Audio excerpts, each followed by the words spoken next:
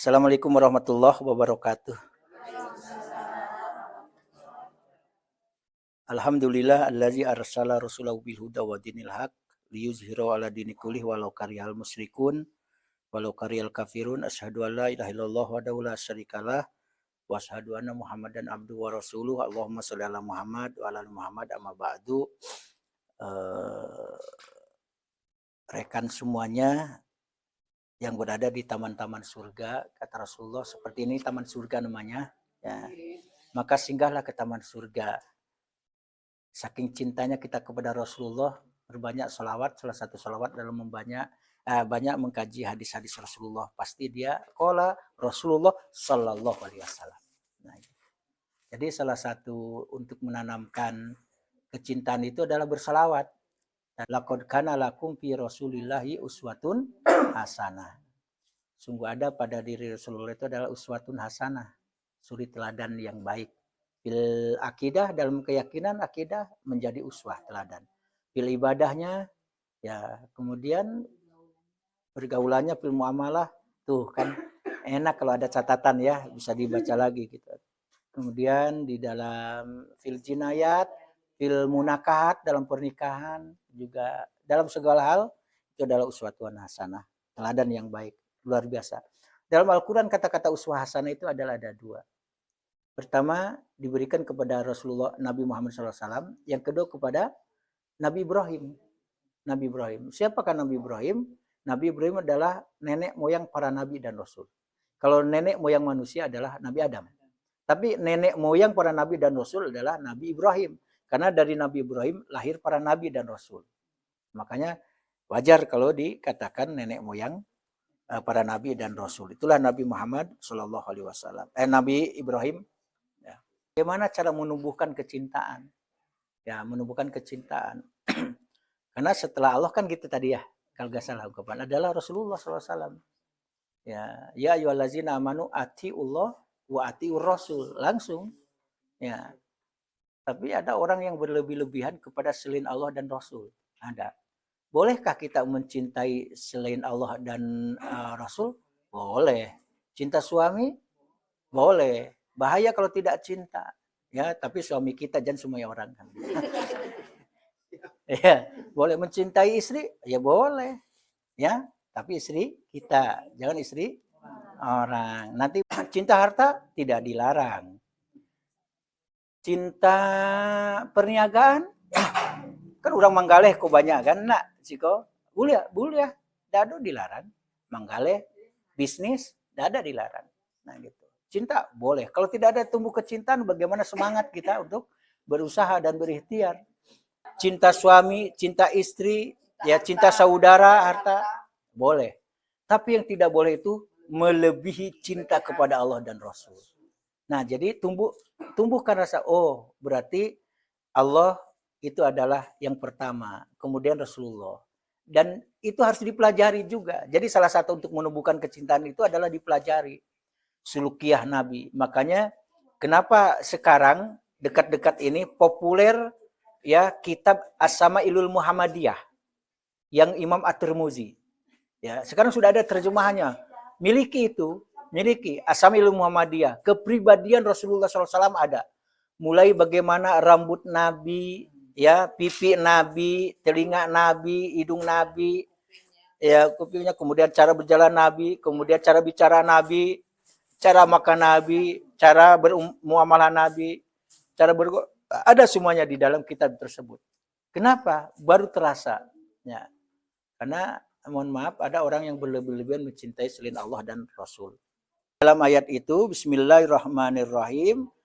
Kul ingkana abaukum wa abnaukum wa ikhwanukum wa azwajukum wa ashiratukum wa amwalunik taraftumuha wa tijaratan tahsawna kasadaha wa masakinu tardawnaha ahabba ilaikum minallahi wa rasulih wa jihadin fi sabilih fatarabbasu hatta ya'tiyallahu bi amri wallahu la yahdil qaumal fasikin. Kita terjemahkan satu persatu atau kata per kata. Kul, katakanlah, ini fil amar, perintah ya. Fil amar, perintah.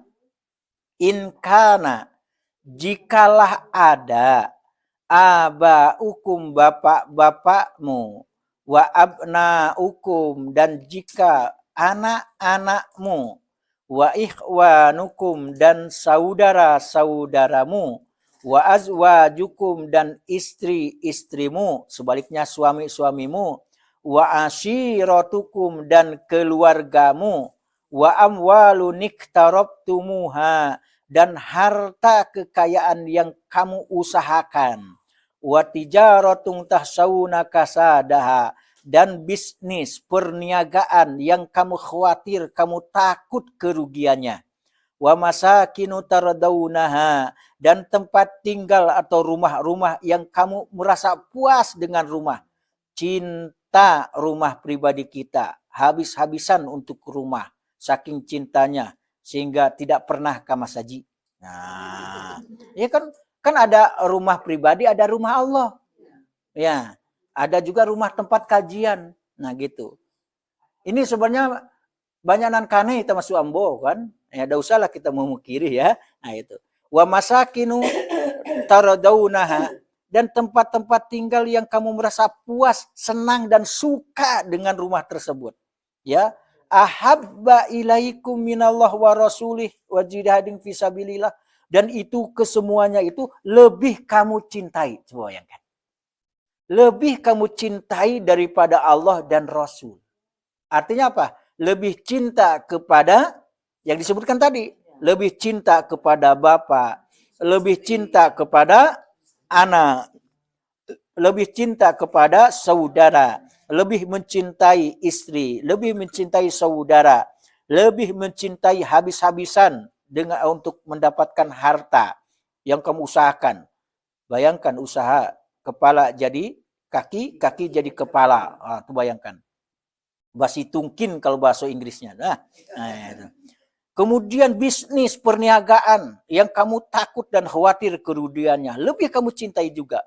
Tempat tinggal lebih kamu cintai daripada Allah dan Rasul dan jihad fisabilillah. Ingat, kalau sudah berlebih-lebihan mencintai yang disebutkan tadi, maka Allah sampaikan fatarabbasu.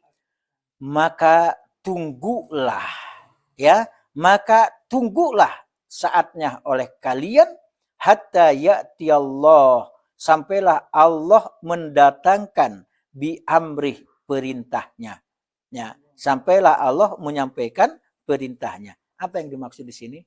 Bisa Allah datangkan azab bencana, ya, sesuatu yang tidak diinginkan. Kenapa? Bakalabihan, berlebih-lebihan, ya, terlalu kepada bapak, terlalu kepada anak, terlalu. Tak boleh. Kalau udah cinta anak, keterlaluan itu. Ya. Nah, cinta bapak, awas kalau udah cinta bapak. Tapi ingat, itu semuanya. Istri begitu juga suami. Dan ini dapat ancaman. Kata-kata tarobasu hatta ya'tiyallahu bi amri itu ancaman. Maka tunggulah saat Allah mendatangkan perintah. Apa perintahnya? Bisa gempa, ya, kebakaran, LGBT, bisa LGBT, longsor, G-nya gempa, B-nya banjir, tsunami, T-nya. Hati-hati, itu bisa. Tidak ada yang tidak mungkin bagi Allah. Nah, berarti orang tersebut adalah durhaka kalau melebihi cintanya kepada Allah, Rasul, dan jihad fisabilillah. Nah, kalau untuk apa, habi-habian, jihad fisabilillah, nah, tenang-tenang saja. Nah, gitu. Mencintai Allah sekedarnya, mencintai Rasul sekedarnya, jihad sekedarnya. Nah, tapi kalau untuk berjuang, ya, untuk pribadi dan golongan lain sebagainya, dunia, berlebih-lebihan. Tunggulah saatnya. Nanti Allah akan datangkan perintahnya. Kata Allah, tsunami. Kata Allah, gempa. Kata Allah, angin puting beliung datang itu. Untuk mengazab kaumnya Nabi Musa, 9 azab yang didatangkan. Jadi apa yang didatangkan pada zaman itu? Allah datangkan angin puting beliung, tufan namanya kalau dalam itu. Artinya huru-hara, banjir dan tsunami.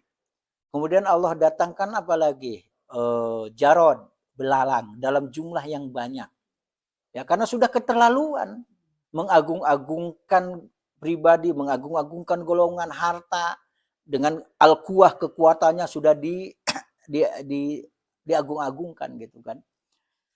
Kemudian sudah tingkat tinggi sampai anti klimaks kedurhakaan kepada Allah, maksiatnya kepada Rasul, kepada Nabi, yaitu kepada Musa dan juga Harun ketika itu.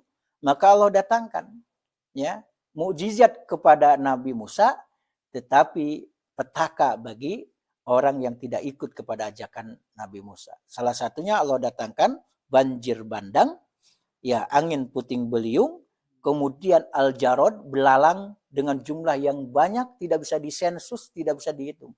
Ya, itu miliaran. Kemudian didatangkan al-jarod tadi, kemudian seperti al-jarod itu ad-dofadi. Apa ad-dofadi? Katak, kodok, konce kalau sikona. Jadi di mana-mana konce ketika itu didatangkan oleh Allah dengan jumlah yang banyak. Ya, di rumah konce, di halaman konce, di dapur konce, sampai dalam bilik awak konce, di mana-mana konce. Coba kalau jumlahnya miliaran, bah kira-kira. Kok masuk konce, kok agak 50 kamari kira-kira baik. Dah jadi wirid pengajian kok, kajian. Oke, makin. Ya, itu kan azab itu. Tahu-tahu sudah datang saja itu kodok itu. Itulah diazab kaumnya Nabi Musa dengan itu adofadi namanya, adifda. Nah, kemudian didatangkan lagi al-kumal. Apa tuh al-kumal? Kutu. Itu azab itu. Ya, iya tumo, kutu lain sebagainya. Itu dengan jumlah yang sangat banyak. Ya, di rumah, sampai mandi, di halaman, di mana-mana kutu, termasuk di badan itu kutu. Ya. Oleh karena itu, coba tumbuhkan kecintaan kepada Rasulullah itu adalah Allah nomor 1 gitu kan. Rasul harus lebih oleh kita cintai daripada yang disebutkan ini. Karena kenapa ini disebutkan? Kenapa? Karena ini adalah yang inti-inti. Coba ke ayah pasti cinta kan? Tidak ada yang tidak mencintai ya pasti. Boleh, tapi jangan berlebihan. Kemudian sayang ke anak. Kan iya tuh. Sayang. Disebutkan nih dalam Al-Quran. Takut orang berlebihan sayang kepada anak. Sementara dikesampingkan Allah dan Rasul. Dan perjuangan. Nah, gitu. Kadang kaji kok. Ya kan ya di awas sebenarnya kan. Tapi tidak ada. Artinya punya ilmu, awak punya wawasan. Oh iya surah At-Taubah mah ayat 20 sampai. Nah, jadi kita sudah punya dasar, diperbaiki, tidak langsung. Nah, perbuatan-perbuatan yang demikian adalah kedurhakaan, kebengkokan, pembangkangan, fasik namanya. Ya, fasik itu banyak artinya. Include masuk di sana adalah keingkaran, kedurhakaan, kemaksiatan, masuk. Makanya wallahu la yahdil qaumal fasikin. Allah tidak akan menunjuki kepada mereka orang-orang yang fasik, kaum-kaum yang fasik. Nah, kita bersyukur, kita ya bersyukur kepada Allah telah diutus Rasulullah, telah lahir Rasulullah. Kalau tidak, wallahu alam. Nasib ibu-ibu ini semuanya yang hadir ada wallahu alam. Kalau tidak ada diutus Rasulullah, wallahu alam. Coba ketika Rasulullah lahir, apa yang terjadi? Jahiliyah. Apa yang terjadi? Setiap bayi perempuan dibunuh dan dikubur hidup-hidup. Akhirnya datang Rasulullah, hilang itu. Sama dengan ketika dilahirkan Musa, ternyata aturan ya, setiap bayi laki-laki yuzabbihuna abna, dibunuh, disembelih. Ya, kemudian wayastahyuna nisa'um. Artinya yang perempuan dibiarkan hidup. Pas lahir Nabi Musa, ada aturan dari Presiden Fir'aun. Coba bayangkan. Nah, oleh karena itu, ini ada masa-masa sampai ke puncaknya kesesatan, akhirnya didatangkan oleh Allah. Makanya terhormat seorang perempuan. Terhormat perempuan. Kalau tidak diutus Rasulullah, wallahu alam itu. Ya, makanya harus cinta kita kepada Rasulullah. Sudah memuliakan kaum ibu-ibu. Ya, dengan datangnya Rasulullah. Makanya di dalam surah Ali Imran, bisa dibuka surah Ali Imran. Ali Imran 164. Bismillahirrahmanirrahim. Laqad manallahu 'alal mu'minina iz ba'atsa fihim rasulam min anfusihim yatlu 'alaihim ayatihi wa yuzakkihim wa yu'allimuhumul kitaba wal hikmah wa in kanu min qablu lafi dhalalim mubin. Allah telah memberi karunia kepada orang-orang beriman ketika Allah mengutus seorang rasul Muhammad di tengah-tengah mereka dan kalangan mereka sendiri yang membacakan kepada mereka ayat-ayatnya, mensucikan jiwa mereka dan mengajarkan kepada mereka kitab Al-Quran dan hikmah atau sunnah, meskipun sebelumnya mereka benar-benar dalam kesesatan. Luar biasa karunia Allah, makanya ya Allah bersyukur kita kepada Allah telah mengutus Rasulullah. Apa yang dikerjakan oleh Rasulullah? Membacakan ayat-ayat. Jadi kalau kita sekarang seperti ini adalah melanjutkan apa yang dikerjakan oleh Rasulullah. Dibacakan ayat-ayat kepada kita semuanya. Kemudian apa? Tujuannya juga tidak cukup membacakan, tapi hatinya harus dibersihkan. Ya, jujur saja dengan cara bertemu ini, ada enggak hubungan emosional di antara kita? Senang kan? Bersilaturahim senang. Ya, yang selama ini juga tidak tahu, tidak kenal, sekarang kenal. Luar biasa. Dan ini silaturahim dari Rasulullah, dari Allah juga. Kalau dibaca tuh surat Muhammad, siapa yang memutuskan silaturahim dilaknat dan dikutuk oleh Allah. Aiko nan bare kadang kok mamangnya cek ha. Bare ya bana. Contoh misalnya. Ya, memaafkan orang yang menyakiti. Ya. Susah atau mudah? Susah banget. Ya. Susah atau sulit?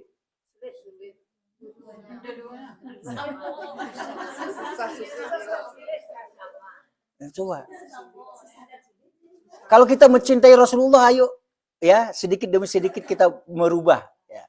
Pertama, tu'ti man haramak, engkau berikan kepada orang yang tidak pernah mau memberi sama kamu. Ayo berikan kepada orang yang tidak pernah memberi. Atena muado agiah. Nan kado ta'fu man zolamak, engkau maafkan orang yang menyakiti, yang menzalimi. Belajar sekarang, jangan ingin balas dendam terus. Ya, bagaimana sekarang memaafkan lagi? Ya, memaafkan. Nah itu, memaafkan ta'fu man zolamak. Kamu maafkan orang yang menyakiti. Harus bisa. Ya, kasus. Ada kasus keponakan dari Umar bin Khattab, dari Abu Bakar. Namanya Mistah bin Usasah. Kan dulu diisukan bahwa Aisyah istri Rasulullah selingkuh. Ya. Hah? Sudah ada isu-isu selingkuh, sudah ada. Ya, iya. Kan kalungnya jatuh. Didapatkan, akhirnya diisukan karena kebencian itu diisukan. Istri Rasulullah Aisyah telah berbuat mesum, telah berbuat ini. Wah, heboh sampai ke telinga Nabi Muhammad. Betapa tidak sedih Nabi Muhammad sampai menangis. Kiranya yang ikut juga dunsana kanduang, boleh dikatakan nandake bana keluarga nandake. Sia namanya Mistah bin Usasah. Sia Mistah bin Usasah adalah keponakan Abu Bakar. Abu Bakar siapa? Mintuo Rasulullah. Yang ikut menyebarkan namanya hadis if, berita bohong itu adalah Mistah bin Usasah. Saking kesalnya terdengar oleh Abu Bakar, kurang ajar si Mistah kok. Selama kok dibantu di Denqua, itulah kira-kira bahasanya, ya, diagih untuk makan, diagih biaya hidup. Ya kata, disabuilah di Abu Bakar tuh, Mistah. Mulai saat ini kamu sudah ikut menyebarkan berita bohong ini, ya, maka saya hentikan bantuan untuk kamu. Begitu saking kesalnya, ya, saking kesalnya Abu Bakar. Apa yang terjadi? Kan betul tindakan, ya, tindakan Abu Bakar betul tidak membenarkan apa yang dilakukan oleh Mistah, tapi ditegur oleh Allah Abu Bakar. Jangan kau lakukan itu. Gara-gara itu lantas kamu hentikan bantuan kepadanya. Ya, maka berlapang dadalah dan maafkanlah. Artinya ada upaya enggak untuk meluruskan, ada upaya enggak untuk tabayun, mengklarifikasi. Bahas sampai terpengaruh. Jangan langsung ponis, justifikasi jangan. Bayangkan, sudah jelas perbuatannya salah. Artinya masih ditegurlah yang berang kepada yang salah tadi. Begitu. Kedua, sebab turunnya ini kisah Abu Bakar. Ada terjemahnya di situ. Coba gimana? Nah. Tuh.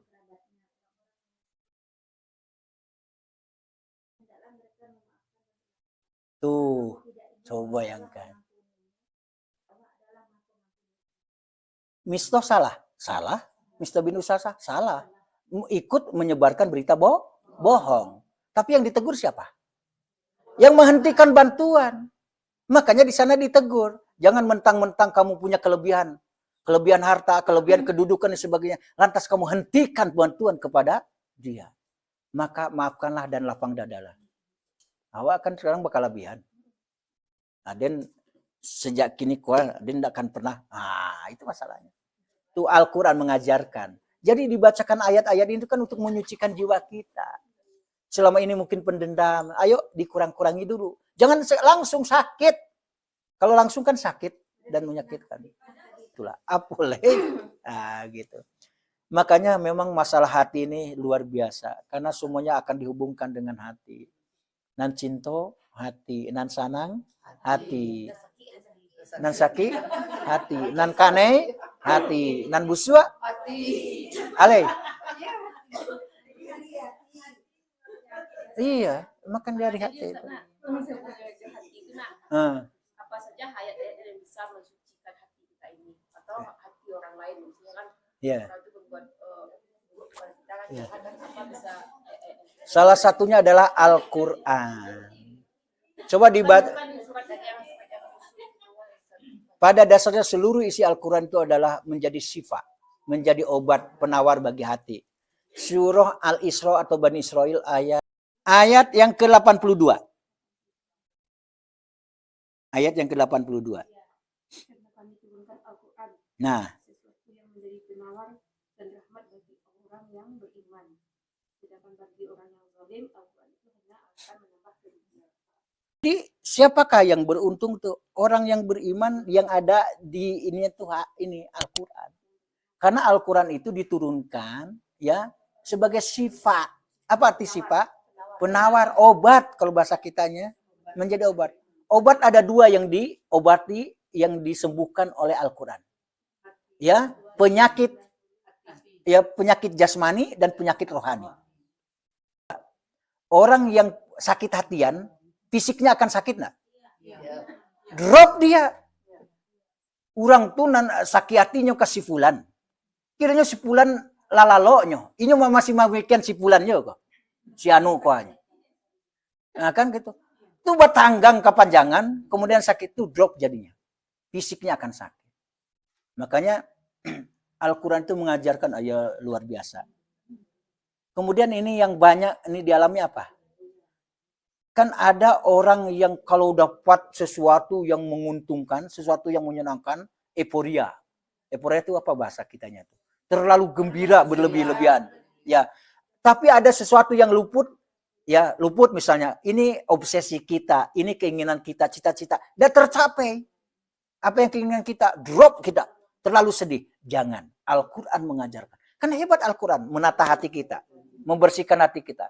Itu surah Al-Hadid. Surat besi. Surat Al-Hadid ayat 22. Ini kan mengajarkan kita itu. Jadi kalau dapat sesuatu yang menguntungkan kita atau membuat senang. Jangan sampai awak talampau. Berkelebihan gembiranya. Nah gitu. Ya.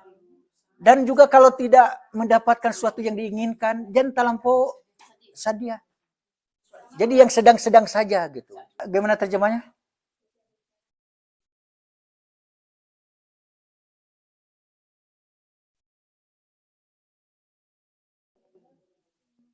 Ayat yang ke-20 selanjutnya.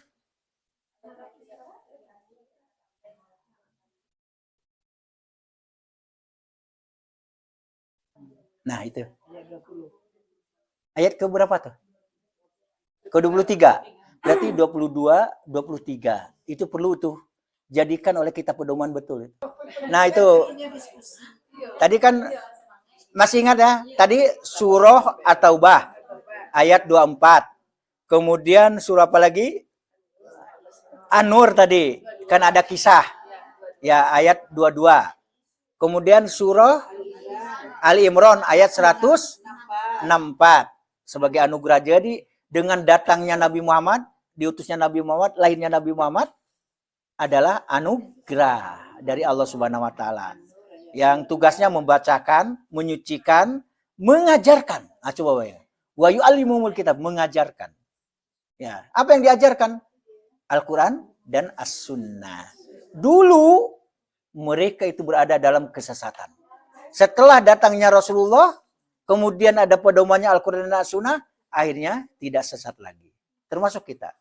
Jadi kalau dadu kaji Al-Quran dan As-Sunnah, saya awak. Carilah. Makanya di As-Sunnah di awal. Tidak ada kata terlambat meskipun sudah lansia. Surah Muhammad ayat 22. Gimana terjemahnya? Saja.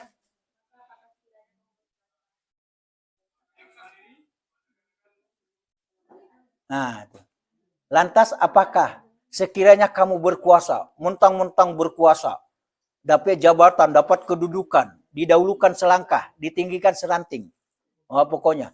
Lantas karena berkuasa, diberikan kekuasaan dan diamanahkan kekuasaan, akhirnya apa? Yang selama ini akrab, putus hubungan. Selama ini sapa menyapa, tidak lagi sapa menyapa. Ini diingatkan oleh Allah di dalam surah Muhammad ayat 22. Kan ada nasalamoko dake Jawa, kiranya dapat kedudukan. Itu jadi iya, itu surah Muhammad. Apa? Dia memutuskan silaturahim, dia membuat kerusakan. Balasannya apa? Allah akan kutuk dia. Allah akan laknat dia. Bahaya. Oke, mudah-mudahan Allah berikan juga kelapangan, kesanggupan, ya, kekuatan untuk selalu kita menuntut ilmu. Nah, tatim kuratil hamdalah.